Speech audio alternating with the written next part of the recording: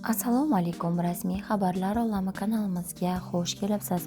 Sizlarning e'tiboringizga Kokosh va Abbos Xo'ja birgalikda olgan vaynlardan qisqacha bo'lib o'tgan voqealarni sizlarning e'tiboringizga havola etmoqchimiz.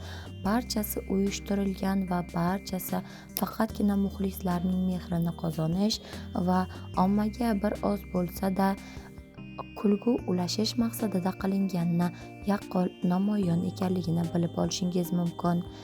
Abbos Xo'ja Akramov va Kokosh birgalikda intervyu, ya'ni birgalikda videorolik tayyorlashgan.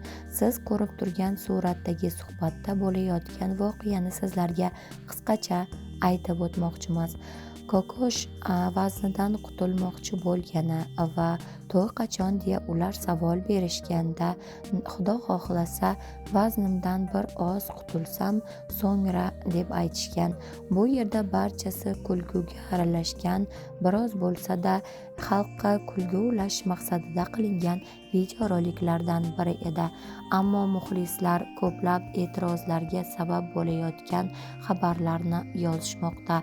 Ya'ni Abbos Xo'ja Akramovni ayblab, aybdor sifatida baholashmoqda. Ammo aslida barchasi bular ijodkor, xalq uchun bir oz bo'lsa-da kulgu va mehr ulash maqsadida qilinayotgan vaynlar ekanligini yana bir bora shu suratlarda ko'rib borishingiz mumkin. Keyingi videoroliklarimizni kuzatishda davom eting. Biz Kokoshga sog' salomat bo'lib ketishlarini tilab qolamiz. Xayr, salomat bo'ling.